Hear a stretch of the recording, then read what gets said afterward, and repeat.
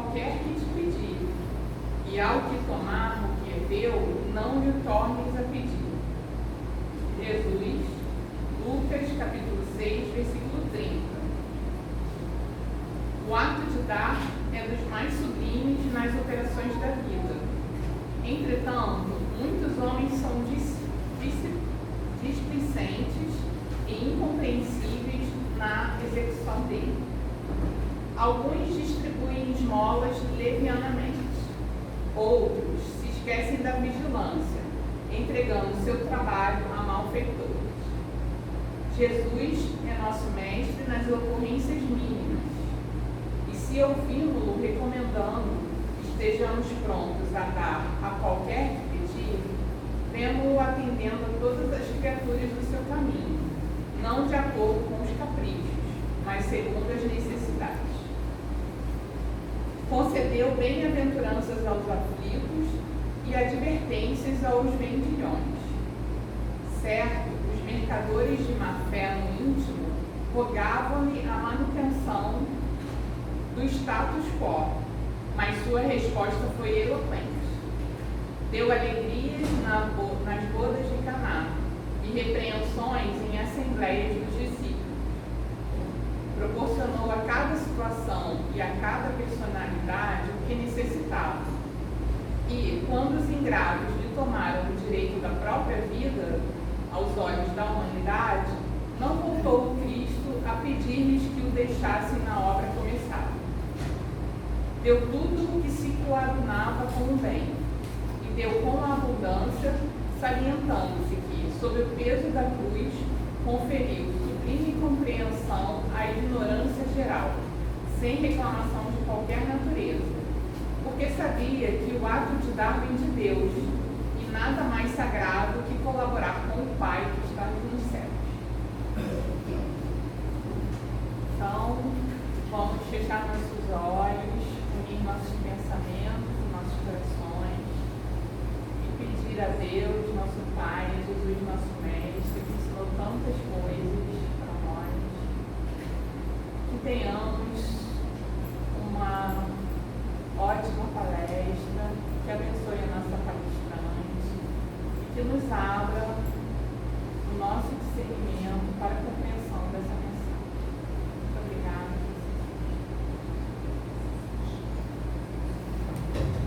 Bom dia. Aqui a gente tem que falar que Francisco continue em nossos corações. De Francisco, eu tenho uma foto, uma pintura fotografada, né, por Elvio, de Francisco e Clara. Então eu ganhei duas, e aí uma fica na minha casa, a outra eu boto lá no meu trabalho. Eu preciso de boas vibrações. E todo mundo que chega e fica, ai, que lindo! Meu protetor. Falo isso porque quando eu comecei aqui, né, na doutrina no Rio de Minas, já era aqui no Rio, quando eu comecei a frequentar lá o Seara Fraterna, era reunião de sexta-noite, aí teve uma sexta-noite que o dirigente, né, acabou a reunião, todo mundo foi embora, ficaram só os trabalhadores, e ele pediu para a gente ficar, porque ele queria nos convidar para abrir um ESG, um estudo sistematizado no sábado. Ele ainda não tinha falado, esse era o propósito dele. Aí ele falou, não fica que eu quero conversar com vocês. Aí ficamos. Aí de repente ele falou assim, gente, preciso de papel, caneta, porque, né, uma mensagem. Quando começou a mensagem, caiu um dilúvio no Rio, sabe? Quando abre, São Pedro abre as torneiras, caiu aquela chuva. Aí nós pensamos assim, vamos ficar presos aqui agora. E o tempo que ele psicografava, eu comecei a chorar, eu chorava. Quando acabou a psicografia, a minha torneirinha fechou e a de São Pedro também. A chuva acabou. E a mensagem era o convite que estava sendo feito a esse grupo, né, para o trabalho que iria começar. E era o Espírito Jô, e ele falava assim, que a gente não recusasse o convite. Quando convidou em Assis para segui-lo, nós recusamos. Então, que agora não recusássemos. Aí eu falo, por isso, eu não recuso o convite de Francisco. Então, estamos aqui, fizemos o EJA. E continua esse EJA até hoje. E, por acaso, que é lá, assim, cada reunião, né, a gente elege um patrono. O patrono desse EJA é Francisco de Assis. Então, nós vamos falar hoje sobre o bem ou mal sofrer. Está lá no Evangelho, no capítulo 5, né? Bem-aventurados os aflitos. É o maior capítulo do Evangelho, onde Jesus nos mostra que o sofrimento, todas as vicissitudes que nós passamos, muitas das vezes são provas, né? São as nossas expiações sobre os nossos enganos dos nossos passados. Então, depois de toda aquela parte, vem a instrução dos Espíritos. E na instrução dos Espíritos está o bem e o mal sofrer. Então, podemos entender, né, sobre o sofrimento. Sofrer é ser atormentado. Isso aqui tirado do Aurélio, né? Ser atormentado, afligido por, suportar, enfrentar, admitir, consentir, passar ou experimentar coisa desagradável ou trabalhosa, pode ser dor física ou moral, ser acometido de doença. E também, sofrimento pode ser a relação com a angústia e, né, a aflição. E aí nós vamos vendo que,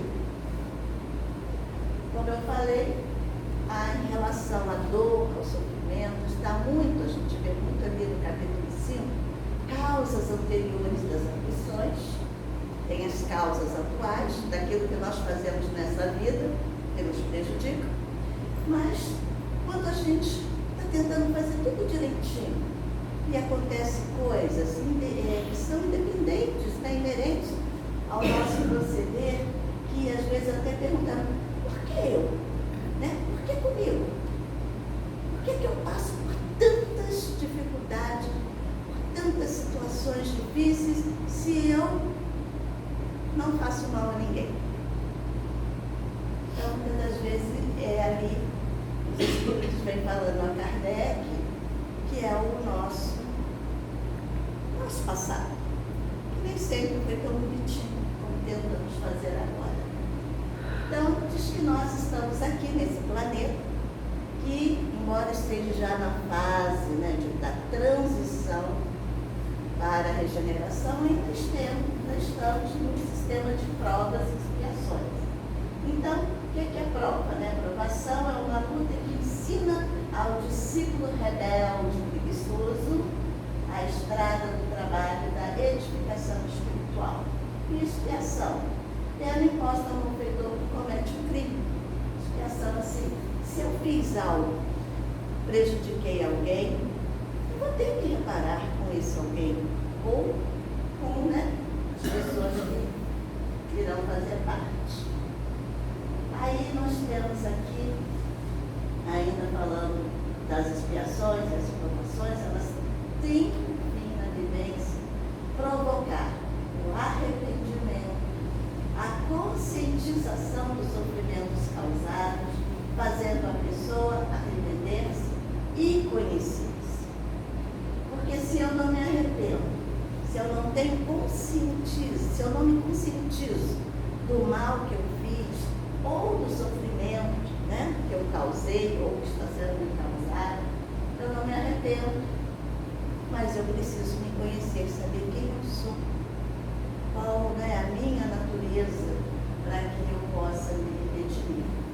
Então, e quando eu consigo tudo isso, a consequência é a evolução espiritual.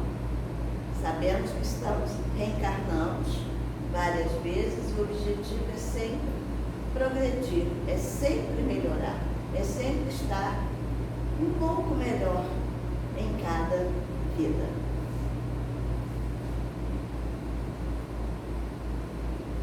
vamos ver a problemática da dor. A gente pode ver a dor física, a dor moral, né? Os tipos de dores. E quando a gente está com dor, a gente costuma fazer o quê? Quando a dor é física?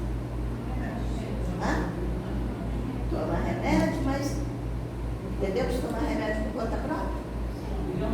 E ao médico. Ai. Foi. Então nós vamos, vocês falaram que quando a gente está com dor, sofrimento, a gente vai ao médico. Muito bem. Então nós vamos ver, né, a dor nas nossas vidas. Ela é agente de desenvolvimento e progresso. Significado da dor nos seres inferiores. Os animais são diferentes do que os homens. Os animais não têm, vamos dizer assim, contas a acertar. Então, o que eles passam é diferente do nosso. E a dor moral, ela aprimora os sentimentos. Então, de acordo com a sabedoria divina, a semeadura é livre, né? Mas a colheita é obrigatória. Significa que somos livres para agir da maneira que quisermos, mas não poderemos escapar dos efeitos causados pelos nossos atos. Daqui eu tirei de um texto do Reformador de novembro de 98, José de Almeida. Então, esse ditado é o seguinte: se eu plantar pimenta, o que eu vou colher? Pimenta, não é? Eu não vou colher rosa de uma pimenteira. E se eu pegar a pimenta com a mão e de repente passar nos meus olhos, o que vai acontecer? Muito. Vai arder e muito. Eu já fiz isso. Estava na casa de uma amiga, ela tinha, né? Você conhece a amiga dela, Miguel Pereira, enorme dela. Vamos colher, vamos pegar as pimentas, pegando a pimenta, não sei o que. Lavei a mão, lavei só a mãozinha, né? Estava calor, fiz assim, quando eu fiz assim. Danou-se. Então,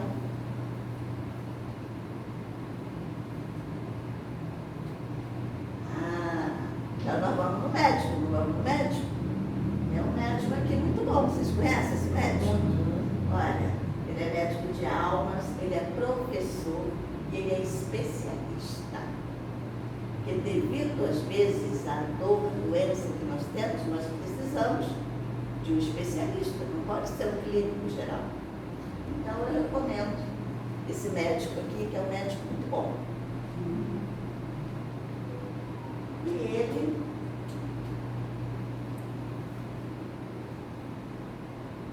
uma das coisas, né, que ele disse, né, numa dessas passagens de sua vida, que começaram a comentar que ele estava junto, né, a pessoas de uma vida, ele estava num banquete na casa de um fariseu, né, chegou uma mulher considerada de uma vida, que lhe lavou os pés, enxugou os cabelos, e quando foram criticar, falar isso com ele, a resposta dele é: os sãos não necessitam de médico, mas sim os doentes. Portanto, ide aprender o que significa isso. Misericórdia quero e não sacrifícios, pois não vim resgatar os justos, e sim pecadores. Está lá em Mateus, no capítulo 9, nos versículos 12 e 13. Eu gosto muito dessa frase: misericórdia quero e não sacrifícios. Porque não estão, isso nos mostra o que ele não é contra nós, não quer a nossa aniquilação, que é sim a nossa transformação, o nosso derretimento.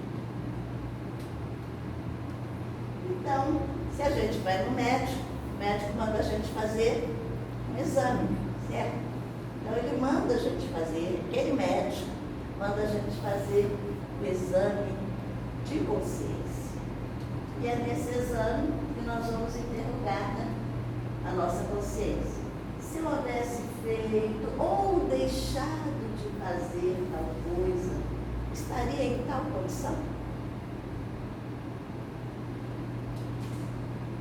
Então, reflexão. reflexões, né, sobre os sofrimentos que nos visitam. Em caso de doença, será que descuidei da alimentação? Podemos, né, comer coisas que nos fazem mal. E sabemos que aquilo nos faz mal, e mesmo assim comemos e depois ficamos desvalidos, né?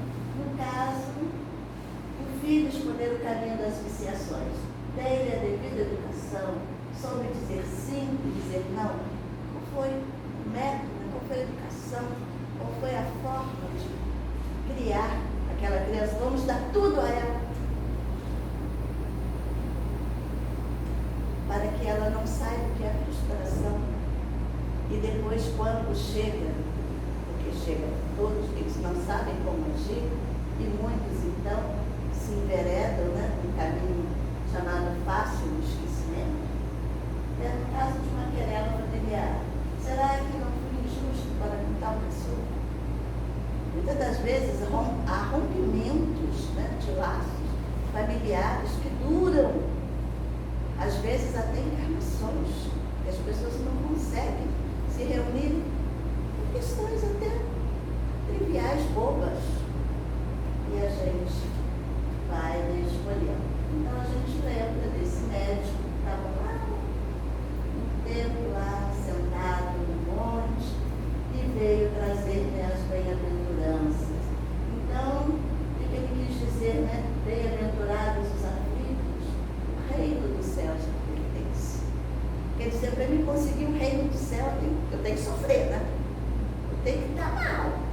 Então, muitos entenderam mal essa frase e procuraram cilícios, né? Se autoflagelarem, achando que com isso iriam alcançar o reino dos céus, né?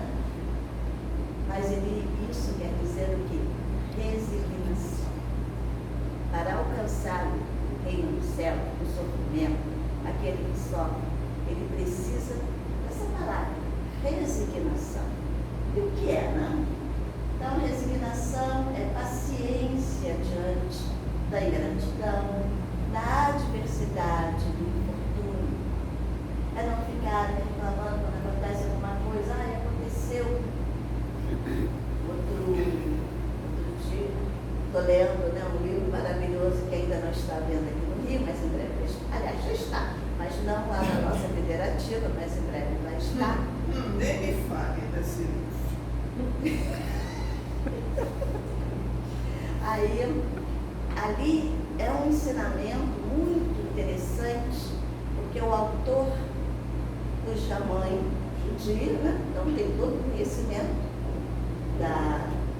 das leis judaicas, ele vem mostrando através da Cabala as verdades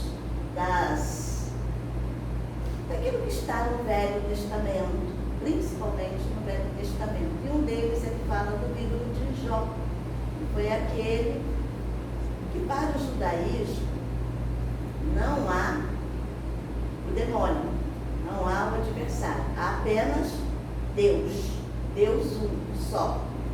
E isso veio da época em que eles foram para a Babilônia, ficaram 70 anos lá, e lá, pela religião lá do Zoroastro, eles diziam que havia o bem e o mal, né? Vamos supor, essa divindade boa e a divindade má. E que nessa disputa, Deus e o chamado Satanás, que Satã, na tradução, não quer dizer algo ruim, é apenas adversário. Então, Satanás fala que não existe ninguém que consiga suportar um sofrimento sem reclamar. E Deus fala que não, que tem um que suporta tudo sem reclamar. E lhe aponta Jó. Aí Satanás vai lá, Jó tinha campos, né, era um homem rico, com seus rebanhos, né? E queima-lhe os campos, mata-lhe os animais, e Jó perde tudo. Não satisfeito, Jó não reclamou. Então, Jó tinha 10 filhos, 7 homens, 3 mulheres. Satanás vai e mata-lhe todos os filhos.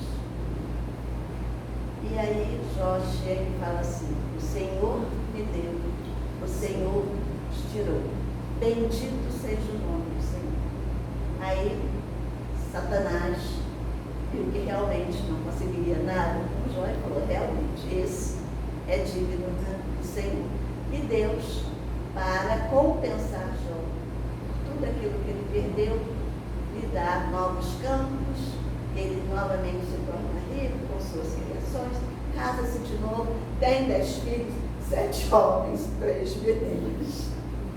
Então, quer dizer, ele restitui tudo aquilo que ele perdeu, porque ele foi paciente, né? Ele não reclamou.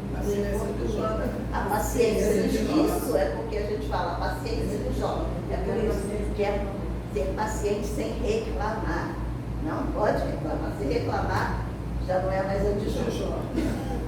Então, resignação são os bons sentimentos que alimentamos em nosso coração. É compreender a necessidade de não nos revoltarmos, de sermos bons, a fim de sermos felizes.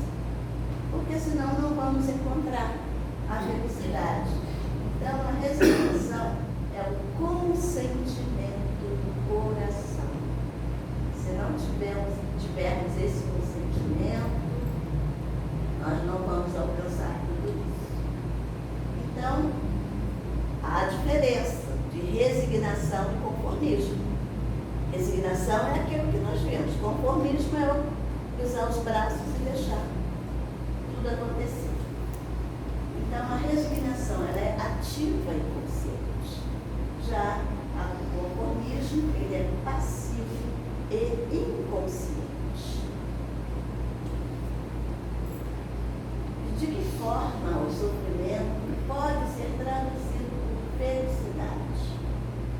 Então, sendo as dores de hoje o resgate de nossas dívidas passadas, o sofrimento constitui forma e oportunidade abençoada de quitação daquelas dívidas. Portanto, é feliz aquele que salda os débitos com a justiça de Deus. Por isso que às vezes a gente encontra pessoas com doenças sérias, com dificuldades sérias, sem muitas condições de vida, mas que estão em paz consigo mesmo e se consideram felizes.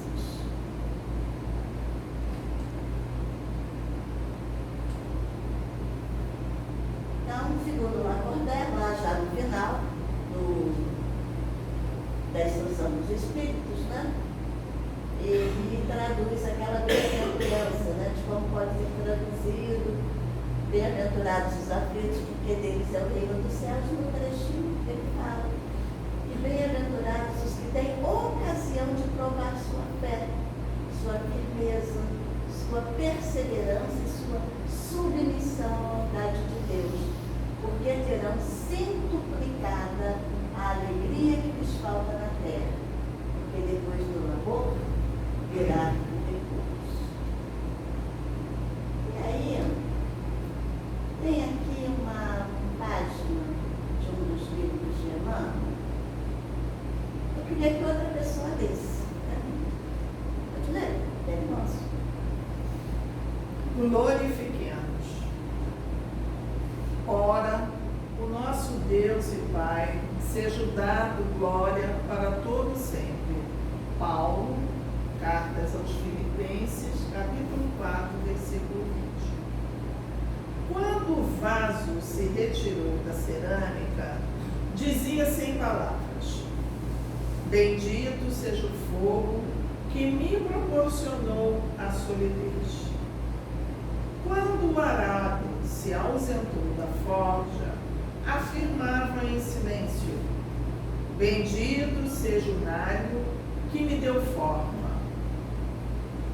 Quando a madeira aprimorada passou a brilhar no palácio, exclamava sem voz: bendita seja a lâmina que me cortou cruelmente, preparando-me a beleza.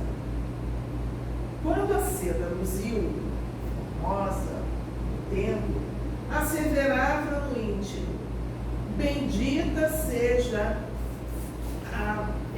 a feia lagarta que me deu vida. Quando a flor se entreabriu, veludosa e sublime, agradeceu apressada: bendita a terra escura que me encheu de perfume. Quando o enfermo recuperou a saúde, gritou feliz: bendita seja a dor que me trouxe a lição do equilíbrio. Tudo é belo, tudo é grande, tudo é santo na casa de Deus. Agradeçamos a tempestade que renova, a luta que aperfeiçoa, o sofrimento que ilumina. A alvorada é maravilhosa do céu que vem após a noite na terra.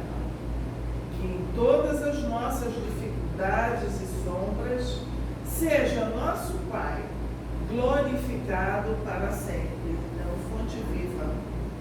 Lição Item 11, a lição 11. Então, quando a gente estiver sentindo, né? Ó dor, ó céus, porque vamos abrir Fonte Viva, número 11.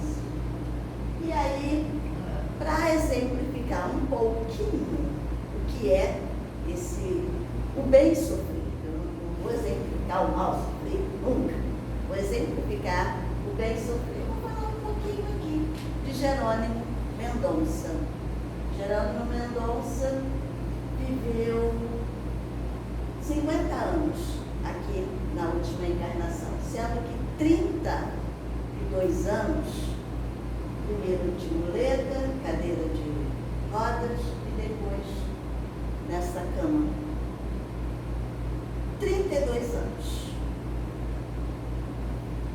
E ainda, além da artrite reumatoide, teve problemas cardíacos, que ele tinha pela posição que ficava com um saco de areia de 30 quilos aqui no coração para lhe aliviar, tomar remédios, e depois ainda teve outra doença que lhe vitimou as vistas. Perdeu primeiro uma, depois outra.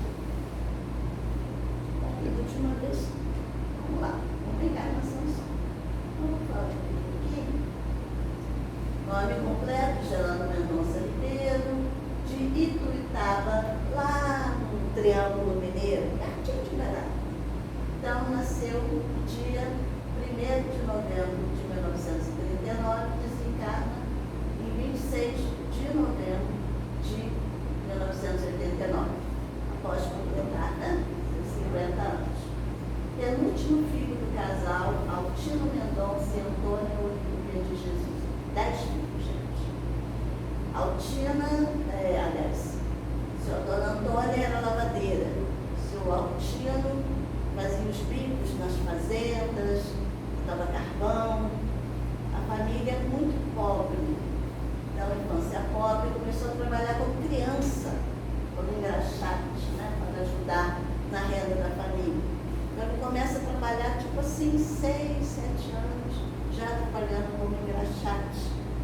E uma das coisas muito interessantes nessa época, que ele trabalhava, já estava um pouquinho maior, já estava com quase 10 anos, tinha um fazendeiro lá em que ele estava muito rico, mas pouquinho, né?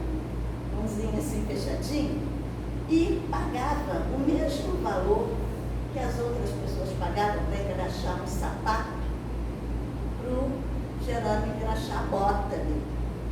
A bota ele gastava mais graxa, né? Ele tinha mais material, mas ele pagava o mesmo valor. Quando o Jerônimo tentou falar, ele falou: não, o preço está aqui, ó. Ele botava a plaquinha assim, né, para dizer o preço. Então não interessa se era bota, se era sapato. E ele só passou a dar valor àquele menino quando um dia, gente, nós estamos falando década, né, de 40, e aí já estávamos na década de 40, né, no interior de Minas. Tem sempre o bêbado, né, da cidade, aquele que vive na rua e tudo. Quando ele chegou Jerônimo parou de engraxar, foi lá dentro, pediu, né, ao dono que ele engraxava em frente a uma padaria, né, pediu, comprou com o dinheiro dele, né, café com leite, pediu pão, manteiga e deu para este homem. Aí o fazendeiro olhou e falou assim, mas por que você fez isso? Ele falou assim, porque ele passou a noite toda bebendo, agora deve estar com fome. Então, para que ele não incomode ninguém, assim, para ele não incomodar o Senhor, eu faço isso para ele. A partir dali ele passou a pagar mais ao menino. Então, depois disso, ele foi balconista, foi entregador de jornal, chegou a ser redator, chefe de uma revista, que era muito inteligente.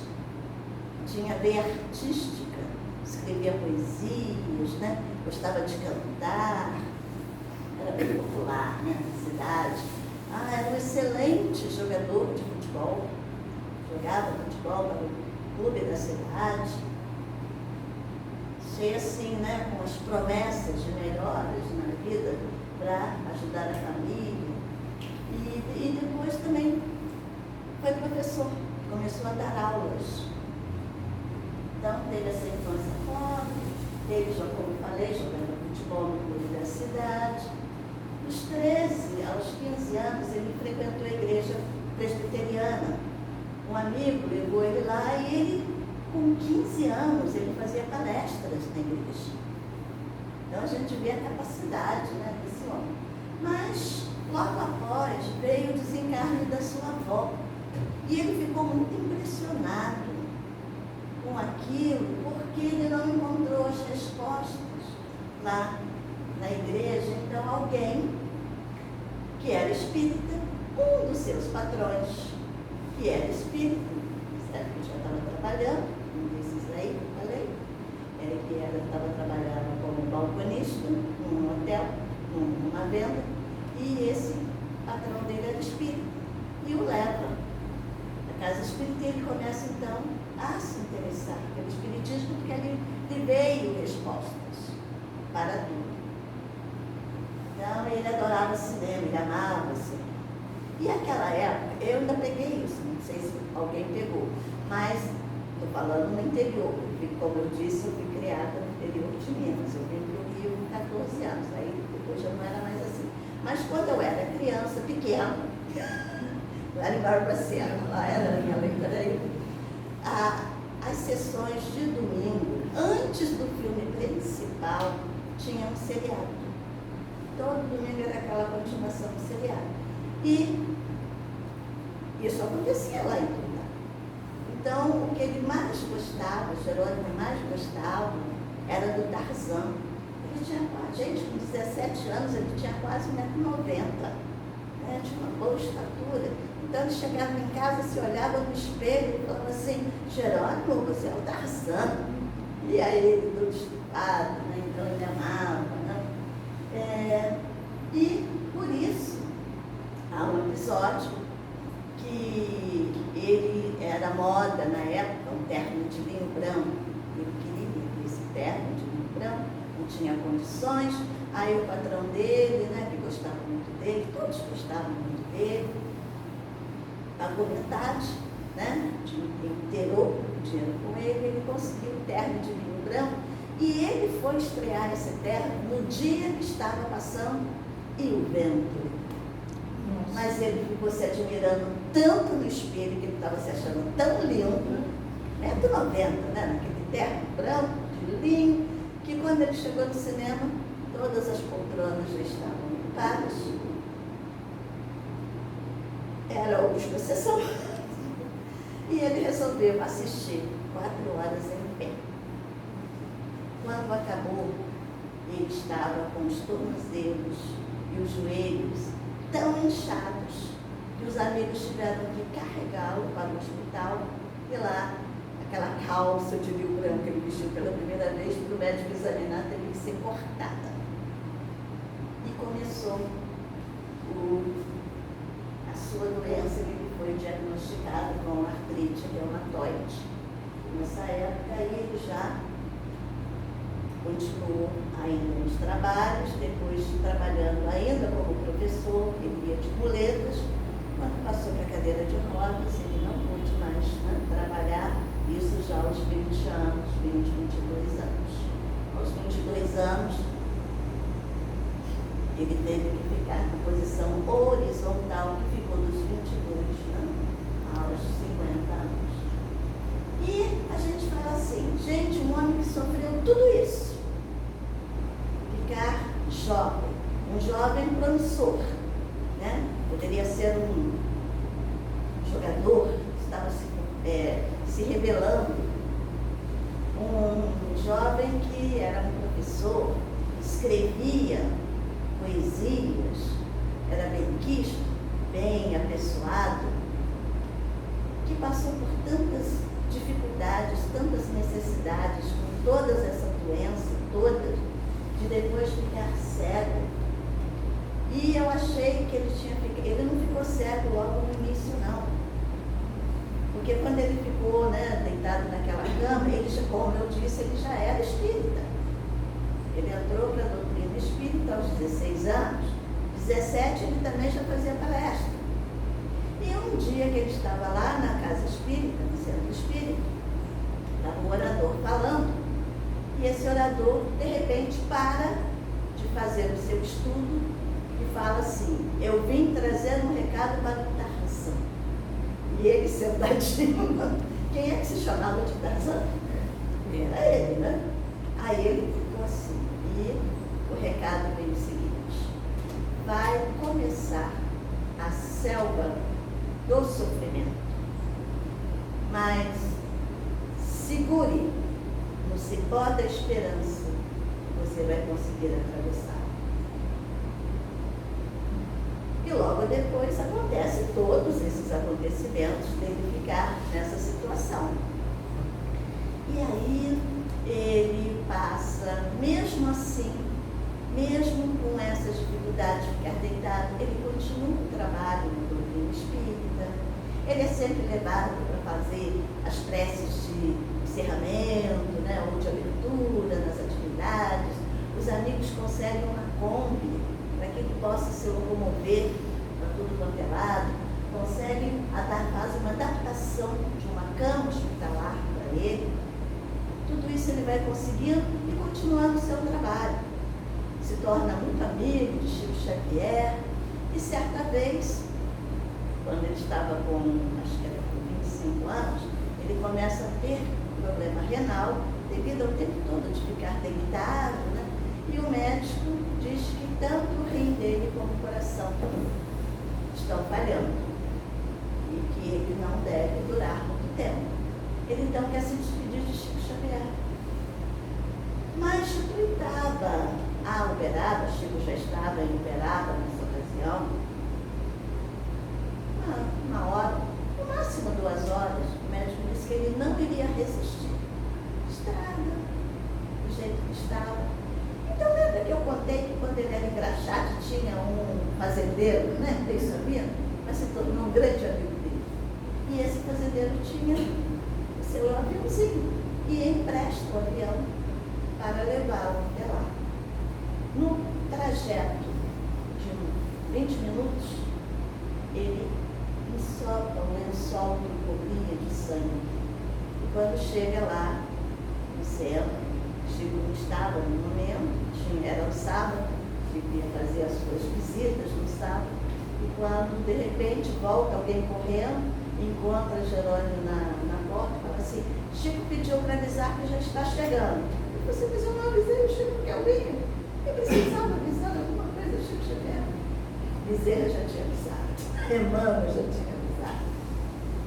E assim, ao chegar, Chico olha e fala assim, nossa, olha o nosso Jerônimo, parece uma rosa, ela ficou de vermelho. Vamos cada um dar um beijo na sua face com muito cuidado, para não desmantelar a rosa. E Chico resolve abrir o Evangelho, por acaso cai no capítulo 5, né? Causas anteriores das aflições, Chico lê e pede para Jerônimo comentar. Jerônimo pensa assim, eu estou aqui morrendo, eu venho me despedir dele, ele manda eu comentar. Mas comenta. Após o comentário, Chico lhe dá um passe. Quando Chico estende-lhe as mãos, imediatamente ele sente uma energia e o estancamento do sangue para, né, a hemorragia. E aí ele chega, né, dá o beijo no Jerônimo, fala assim: Jerônimo, você sabia que você estava morrendo? Ele falou assim: sim, pela infecção urinária e pelo meu coração, que está como um fio, segundo o médico. Ele falou assim: pois Emmanuel está dizendo aqui que você não estava morrendo por isso, você estava morrendo pela síndrome do coitadinho. Porque as pessoas que te veem, que te conhecem, que vão te visitar, falam: ah, o Jerônimo, tão bom, né? Tão valoroso, tão sábio, tão isso, coitadinho em cima dessa cama. E você assimilou o coitadinho. Enquanto é seu coração, Emmanuel está falando aqui: bendito filho, trabalhe que o filho engrosse. Então, como eu vi, ele ainda viveu mais 25 anos trabalhando, fundou 3 casas espíritas, uma rural, uma no centro, ele até manteve aqui, eu acho que não tem aqui, mas foi o Centro Espírita Seara de Jesus, o Centro Espírita Manuel Augusto da Silva, na zona rural, e o Lar Espírita Pouso do Amanhecer, que esse, além de uma casa espírita, é uma creche que funciona até hoje com um trabalho lá. Gravou 2 discos.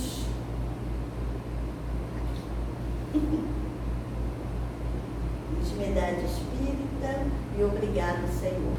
Escreveu os livros Crepúsculos de Coração, Cadeira de Rodas, Nas Pegadas de um Anjo, Escada de Luz, De Mãos Dadas com Jesus e 14 anos depois.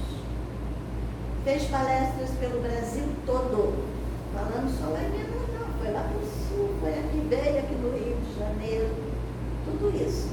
E a gente ficava encantada quando ouvia. E não entendíamos o porquê desse sofrimento. Certa vez, um repórter me entrevistando perguntou a ele o que era felicidade. Ele falou para mim: estou há mais de 20 anos deitado nessa cama, nessa posição, seria poder virar de lado. Enquanto ainda tinha, né, as vistas, ele lia. Depois, quando começou a perder, liam para ele. E ele quase não dormia, então ele aproveitava esse tempo todo para estudar. E ele, como eu falei, ele amava cinema. Enquanto, né, conseguia enxergar, os amigos o levavam ao cinema. E tem uma ocasião que ele conta que ele estava lá, né, botavam a cama dele bem na frente, para que ele não incomodasse ninguém, e chegou uma jovem. Também, quando as luzes já se apagaram, na hora que ela foi procurar um lugar, tropeçou em cima dele. E ela falou: nossa, eu não aguento mais esse aleijado. Aonde eu vou, ele está. Se eu vou na festa, ele está. Se eu vou no clube, ele está. Eu vou no cinema, ele está. Jerônimo, né, acho que ela é irritada, né? Ele falou assim: se eu falar qualquer coisa aqui, vai piorar a situação, né? Aí ele se saiu com essa. Também, minha filha, você não para em casa? Começaram a rir e se tornaram grandes amigos. Era assim que ele fazia amigos. Que as pessoas esqueciam até da sua condição. Ele, em certa ocasião, ele foi a um sepultamento, né, de um amigo, e pediram para ele, né, proferir a prece lá no cemitério. E na hora que estava entrando no cemitério, passou o caixão e depois os amigos, né, levando ele na cama. Aí tinha um bêbado assim, olhando: ih, 2 defuntos, só que um está sem caixão. E lá ele falou, e todo mundo se sentiu tão bem com as palavras dele, que foram embora, esquecendo Jerônimo no cemitério. E lá ficou ele, somente à noite, quando era falta, né, dele, que os amigos retornaram. Ele falava assim: ah, é assim mesmo, eu sou sempre esquecida. Eu tenho sempre que pedir, né, que alguém se lembre de mim para me dar uma água, para me dar um café. e às vezes esquecem até aqui. Mas, e ele falava, quando acontecia qualquer coisa disso, ele dizia sempre uma frase de Caimachuto, quer dizer, milindre é o orgulho dele. Quando ele dizia que ele não poderia ter milindre, nunca. Porque ele dependia das pessoas. O mais inteligente que fosse, né? O mais culto, o mais preparado, ele dependia das pessoas para se locomover, né? Para tudo. Tanto que suas irmãs trataram dele até o fim. E a gente viu, né? Um homem que só fez bem, que fundou 3 casas espíritas, que cuidou de crianças, órfãos, que procurou fazer tudo isso, que proferia palestras no Brasil todo. Por que passar por tudo isso? E aí a gente vai começar a saber. Se vocês querem saber trechinhos das suas vidas, desses seus casos, Gigante Deitado. Ali, a autora, que se torna também uma das amigas dele, né, ela comenta pequenos casos, como esses que eu contei, e alguns outros também. E aí, tem uma médium de psicografia, Maria Gertrudes, que hoje é a presidente do Lar Pouso do Amanhecer e que vem, roda também no Brasil todo, fazendo as suas pinturas mediúnicas, a renda toda voltada para lá. E ela foi 3 vezes lá no Ceará. Primeira vez a gente teve um pouco de contato. Ela nem levou livro nenhum, mas fez as pinturas. Como era a reunião que eu trabalhava, eu ajudei. Na segunda, eu lembro que eu estava usando aquelas saias, né, indianas, eu estava com aquelas saias, aí na hora que eu estava descendo a escada, ela olhou para mim, ela falou assim, as ciganas estão soltas, brincou assim. E eu ficava lá ajudando, na hora que ela pintava, levava os quadros para cá, levava para lá, anotava quem ia comprar, fazendo esse secretariado dali. Quando acabou, ela foi para a livraria, ela falou assim, eu trouxe alguns livros. Eu falei, eu quero. E ela, eu fui comprar esse livro aqui. Quando eu comprei esse livro, que eu abro assim, né, porque ela deu a primeira página, o autógrafo dela, ela fazia uma pintura, né? Eu olhei a página seguinte, eu falei, não, eu não acredito. Jerônimo é esse? Ela falou, sim. Eu falei, então ele foi? Ela, sim. E ela olhou firme assim nos meus olhos e falou, e você recebeu a rosa. Aí eu gelei, porque ela estava se referindo a este Romance de uma Rainha, que se passa muitos anos antes de Cristo, na 18ª dinastia egípcia de Tutmés, da única faraó, Hatshepsut, filha de Tutmés, que se envolve numa das campanhas do faraó, do seu pai, que a levava, com guerra com os hititas, os hitenos, e ela se apaixona pelo príncipe Temo, tem uma filha com ele, em segredo, ele morre, o príncipe morre, e ela começa a proteger um pouco aos prisioneiros daquele povo. Mas sendo que um primo dela, um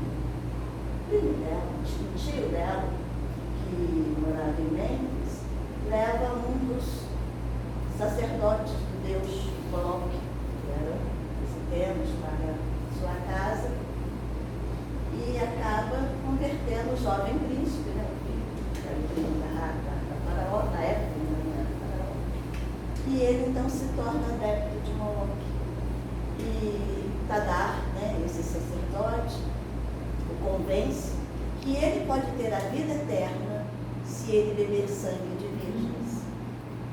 Então, claro, tem uma flor misteriosa, e dessa flor retirado, né, o chamado veneno, que ele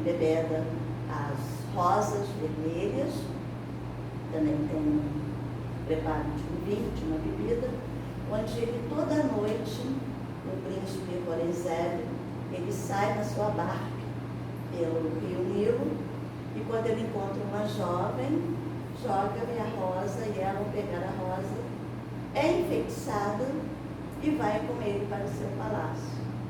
E lá ela é sempre incentivada a beber do líquido que faz com que ela se apaixone por ele. E ele bebe o líquido que o torna frio e insensível aos sentimentos. Porque a jovem tem que se manter virgem, senão não tem eficácia. Depois de um tempo, ela é sacrificada ao Deus primeiro, com a punhalada no peito, e aí o sangue, ele e o sacerdote bebem em taças o sangue, e depois o corpo é queimado no ídolo de Moloque. Então ele fez isso durante anos, até que é desmascarado, porque ele, infelizmente, cisma de pegar a filha da faraó. Só que não. Aí com isso, né? Não vou contar não, porque é muito bom. Vocês têm que ler, são 2 volumes, tá? Então eu tinha lido esse livro. E as pessoas, quando eu li esse livro, falaram assim, não lê não, você vai ficar impressionada. A última parte é sobre vampirismo, porque você. Gente, eu li o livro e fiquei encantada com o tal do príncipe. Em vez de ficar encantada com o mocinho, né? Com o herói. Não, fiquei encantada com o vilão. Sem entender por quê, né? Aí eu li. Eu falei, gente, agora... Aí nesse livro estava dizendo, porque nesse livro vai falando das encarnações que ele vai ter. E param na penúltima. Então, eu sabia até a penúltima. Não sabia. Até porque quando o livro foi escrito, Jerônimo ainda não havia nascido. Quando esse livro de Rochester, né, então, veio anterior à vida de Bourbon Jerônimo. Então, eu sabia. Aí eu falei assim, aí eu comecei a entender, né, certas coisas, porque realmente ele foi, além, né, de promover a morte dessas mulheres, os escravos, para que não comentassem o que acontecia, tinham as línguas cortadas. Promovia orgias que acabavam em mortes. E, como eu disse, totalmente insensível, porque ele bebia a tal bebida que lhe fazia ser, né, frio. E tem uma morte. E quando descobre, né, ele morre, e mesmo depois da morte ele ainda começa a perturbar. Ainda mata pessoas através do vampirismo. Então, algo assim meio pesado, né? Mas que termina bem, tá? Aí depois disso, depois de ler também esse livro, esse é um livro de poemas, né, de poesias dele. Eu fui saber como eu tinha lido ali. Aí eu li esse livro também de Rochester. E agora a média foi a Maria Gertrudes, que fala, enigma, que conta a história de Cambises, rei da Pérsia, que invadiu o Egito. Olha aí, vamos lá para o Egito, ele quer conquistar o Egito. E era também chamado um rei tinha uma índole ruim. Ele sofria de epilepsia. Então, quando ele tinha os ataques, quando ele retornava, ele ficava se sentia assim, tão mal, que se tivesse alguém próximo a ele neste momento, ele matava. A tal ponto de ele, quando se tornou rei, né, seu pai, Ciro, ele então foi casado, casou-se com uma de suas irmãs, e ela estava grávida dele. Quando ele retorna dessa crise, né, de epilepsia, ela está tentando ajudá-lo, e ele acaba empurrando, ela bate com a cabeça, e acaba morrendo ela e o filho. E ele tinha mais 2 irmãos, não era pequenininho, era pequena, tinha um outro irmão. E ele, antes de ir para a campanha no Egito, ele manda matar o irmão, para que não tenha sucessor. Só que na campanha do Egito acontece um fato, que na história, o Heródoto está dizendo que o Egito, como sempre, na cultuação dos seus deuses, utilizando muitas das vezes os animais sagrados. Então tinha o boi ápice. O boi era aquele boi que desde bezerrinho era levado ao templo e lá era criado com toda a mordomia. E diz que numa dessas festividades, ele que estava vindo, já tinha conquistado o Egito, estava vindo de uma campanha que não deu certo. Quando ele está chegando no Egito, é o dia da procissão do Deus, né? Do Deus Ápice, então daquela procissão com o boi, ele acha que é uma ofensa contra ele. Eles estão festejando porque ele perdeu a campanha, né? A luta contra o outro povo. Então, por vingança, ele vai e, com o seu punhal, ele, na veia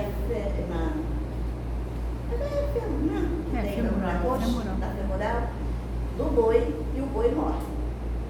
Então foi aquela comoção. E quando ele está indo embora, voltando para a Pérsia, quando ele vai subir no cavalo, sem querer, a espada fere a sua veia femoral e ele morre. E aí não tem herdeiros, porque mandou matar o irmão. A irmã, que era casada com ele, morreu. A outra, uma criança.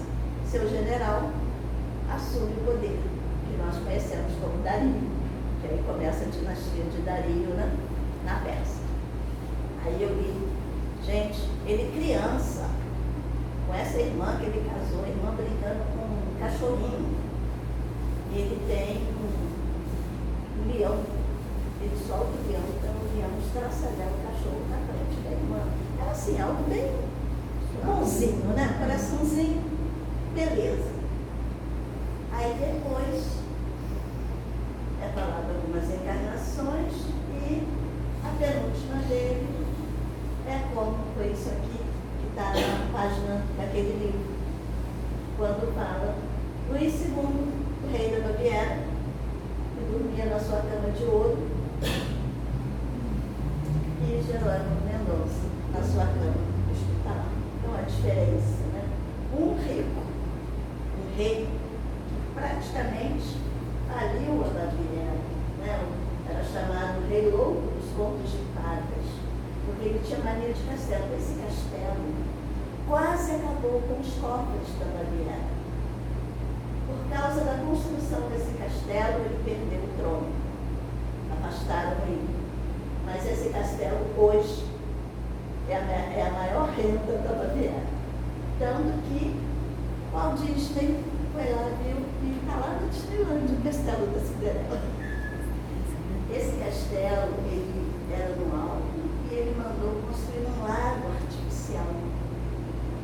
E havia, nesse lago, onde ele passeava no barco, ele mandou um nicho construir um trono de concha, onde ele ali se sentava. E ele foi o grande protetor, foi o mecenas de um compositor, considerado assim, né? Bem extravagante para a época, Richard Wagner. Ele gastou fortunas também promovendo as óperas de Wagner.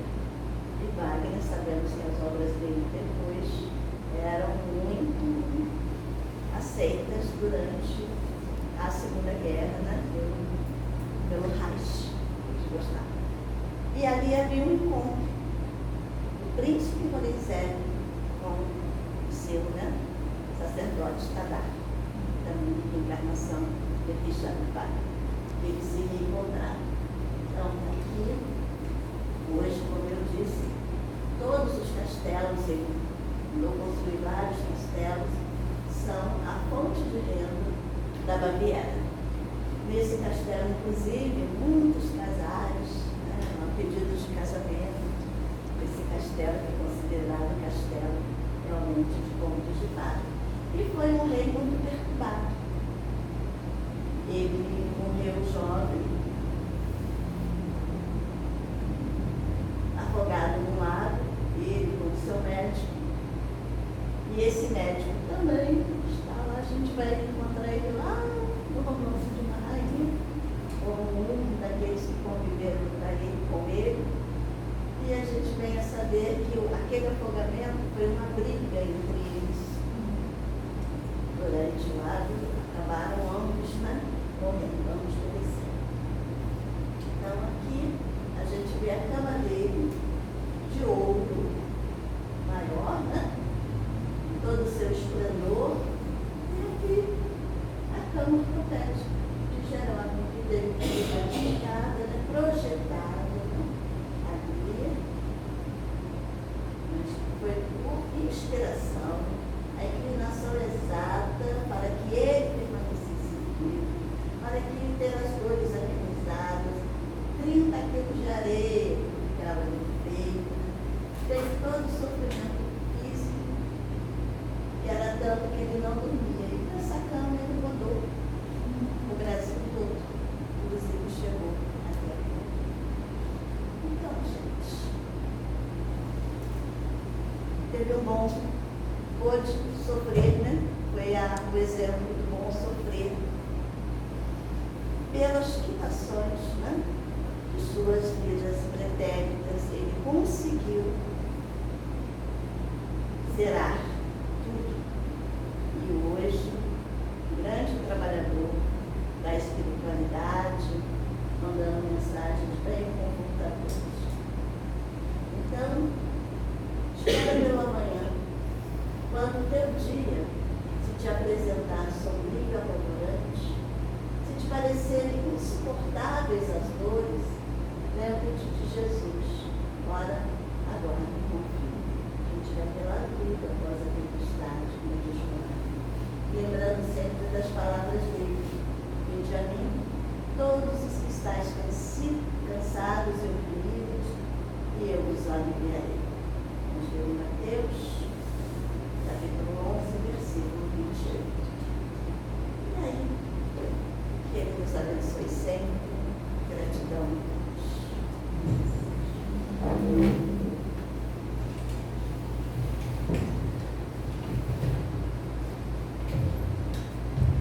Agora a gente vai dar ensinamento a essa primeira parte e vamos para a nossa segunda parte, que é o passe da nossa reunião.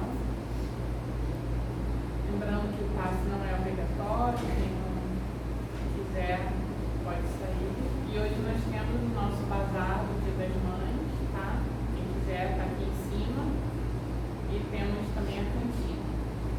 Bom, lembrando que toda essa arrecadação que a gente faz é para a manutenção aqui da nossa casa, tá? Então vamos agradecer a Edila pela ótima palestra, vamos agradecer a Deus, a Jesus